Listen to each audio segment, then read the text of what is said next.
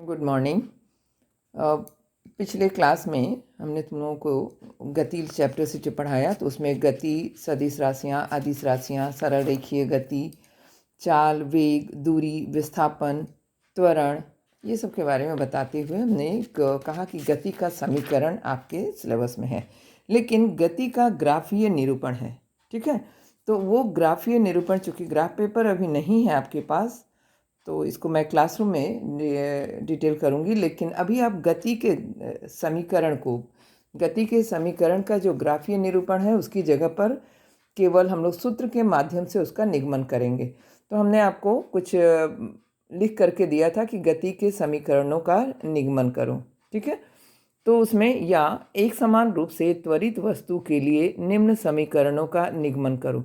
ये तीन जो हैं, ये तीनों आपके गति के समीकरण हैं। v equal to you plus A T, S equal to U T plus half A T square, और V square equal to you square plus 2as। ठीक है, यदि कोई वस्तु एक सरल रेखा में u प्रारंभिक वेग, इसमें क्या होता है, प्रारंभिक वेग जो होता है जहाँ से वस्तु चलना शुरू करती है, सपोज करो कि यहाँ से अगर वस्तु चलना शुरू करती है तो यहाँ इसका वेग अगर रुकी हुई अवस्था में है तो u इक्वल टू क्या हो जाता है, 0।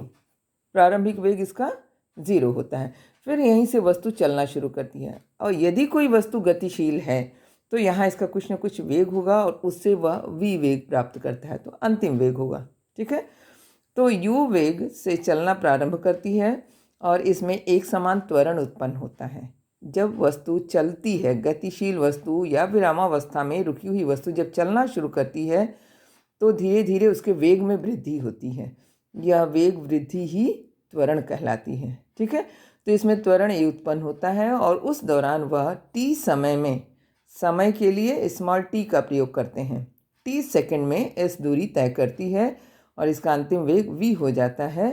तो इसका संबंध हम ऐसे दिखा सकते हैं कि यदि वस्तु का प्रारंभिक वेग u, त्वरण a और t है, तो t सेकंड में यदि s दूरी तय की जाती है तो 1 सेकंड में कितना त्वरण उत्पन्न होगा, प्रति सेकंड त्वरण उसमें a उत्पन्न हो रहा है। ठीक है, तो t सेकंड में क्या होगा, मल्टीप्लाई हो जाएगा, at होगा ना।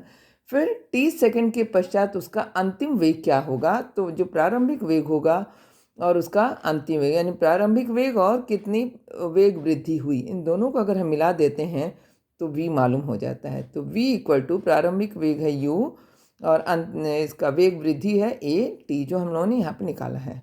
तो u प्लस ए टी, पहला समीकरण तुम्हारा यही है, v equal to you plus A t. ठीक है, इसी तरह से दूसरा समीकरण है कि यदि प्रत्येक अगले सेकंड में वस्तु के वेग में वृद्धि होती जा रही है तो उसमें त्वरण यानी त्वरण a उत्पन्न होता जा रहा है। ठीक है, तो गति आरंभ होने के 1 सेकंड बाद वस्तु का वेग होता है u प्लस ए। प्रारंभिक वेग में जो त्वरण उत्पन्न हुआ है वह ऐड हो जाएगा u प्लस ए, और 1 सेकंड पहले, गति समाप्त होने के 1 सेकंड पहले, सपोज करो कि यहाँ से ये वस्तु चल रही है तो यहाँ से यहाँ तक जब इसमें त्वरण उत्पन्न होगा तो ये u है और ये त्वरण उत्पन्न हो तो 1 सेकंड के बाद इसमें त्वरण हो जाएगा u प्लस ए। लेकिन वहीं अगर ये v यहाँ होता है अंतिम वेग, तो यहाँ 1 सेकंड पहले क्या हो जाएगा, v माइनस ए हो जाएगा, त्वरण उसमें से घट जाएगा। तो वही चीज़ यहाँ लिखा है कि 1 सेकंड पहले वस्तु का वेग v माइनस ए होता है। औसत वेग होता है, औसत वेग सबको मालूम है कि जितने भी संख्या होती है उसको जोड़ करके संख्या के मान से घटा देते हैं। तो औसत वेग होता है u प्लस ए, यानी दोनों वेग बटे में 2, 1 सेकंड पहले का वेग और 1 सेकंड बाद का वेग और 1 सेकंड पहले का वेग, दोनों को जोड़ करके 2 से डिवाइड कर देते हैं तो हमको औसत वेग मिलता है u प्लस वी अपॉन 2।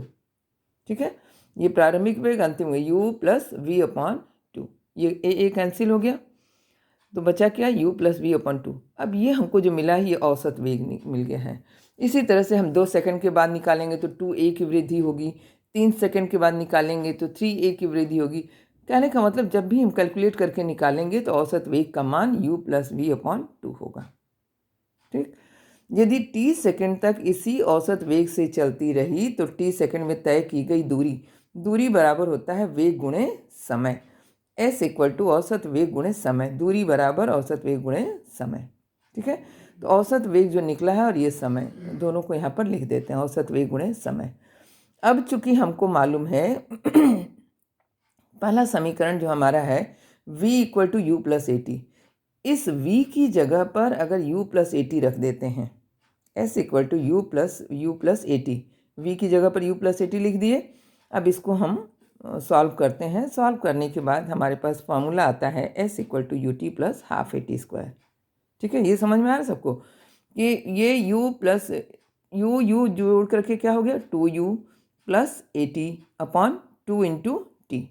ठीक है, अब चूंकि ब्रैकेट के बाहर है तो इस टी का मल्टीप्लाई इन सबसे होगा, तो ये टी हो जाएगा 2ut upon 2ut plus A T square हो जाएगा अपॉन 2।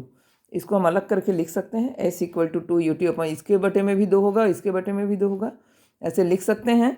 तो 2 कैंसिल हो गए, ut plus half A T square, A T square upon 2 है ना, तो इसको 1/2 लिख सकते हैं, तो हाफ ए टी स्क्वायर।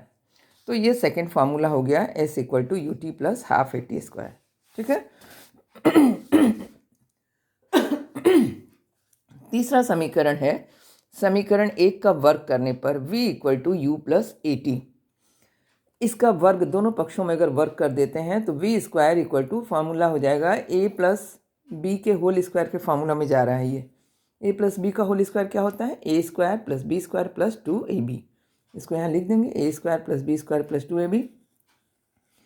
इसको सॉल्व करते हैं उस फार्मूला में, तो यू स्क्वायर प्लस 2a, इसमें से a को कॉमन अगर निकाल लेते हैं तो 2a निकल गया, ut बच गया, और यहाँ पर a स्क्वायर, इसमें से एक a निकल गया, at स्क्वायर है, लेकिन 2 हमने निकाला है। 2 का मतलब होता है कि जब हम यहाँ 1/2 लिख देंगे और इसमें से 2a निकाल देंगे तो ये कैंसिल हो गया ना, कोई संख्या नहीं बची, यानी 2a निकालने पर हाफ at स्क्वायर बच गया।